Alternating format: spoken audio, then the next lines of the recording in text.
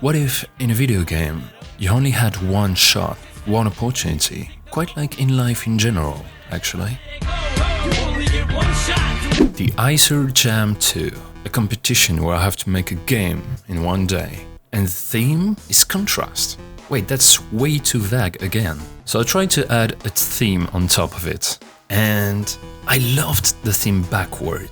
Imagine a race car game, but you would start at the finish line and go all the way throughout the level. Or a platformer, where you would have to walk backwards in order to finish it at the starting point. The theme was great, but I eventually chose the theme One Life. And the idea was simple. You only get one shot at a video game and then it locks itself. Naturally, I started by creating a player. And just in case, I designed an enemy and some grass. It took me forever to realize why the post-processing effects were not working properly. Damn it!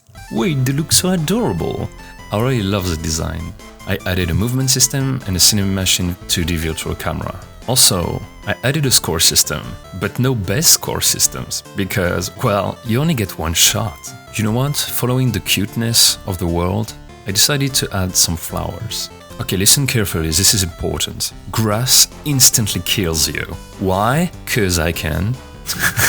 And here is the improved game over menu. I think it speaks for itself. I just realized the theme of the actual game was contrast, so let's fix that.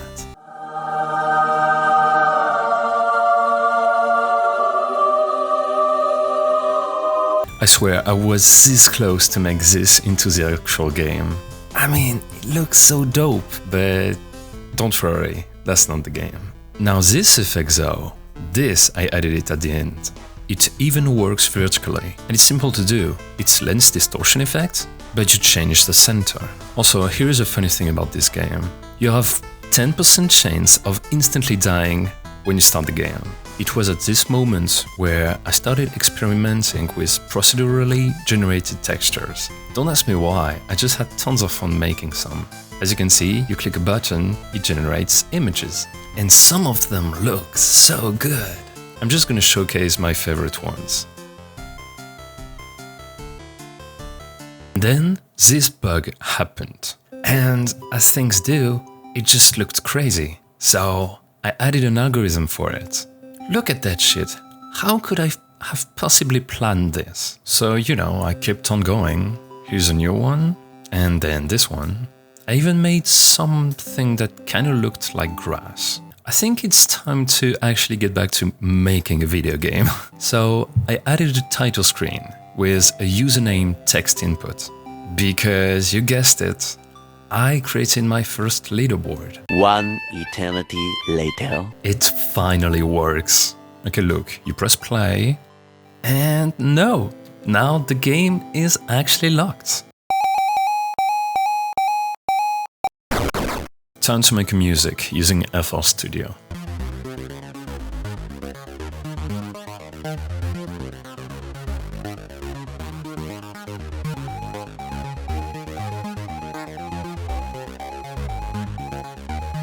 The game now spawns enemies over time, so it gets harder and harder to survive. Nom nom nom nom. Nom nom nom nom. Let's make it so that the player can actually eat the flower using this.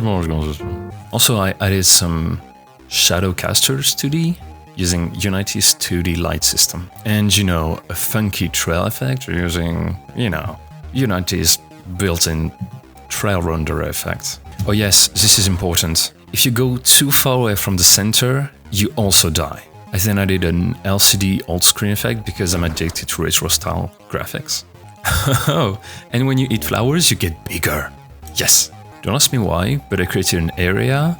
Yeah, that gets you tons of scoring, but makes you fat like crazy. So it's really dangerous to go there, but you get some rewards. And finally, the final touch. As promised, the camera is going to be distorted using a sinus wave. It's either going to go vertically or horizontally. So, yeah. Now let's build the game for WebGL and actually play it.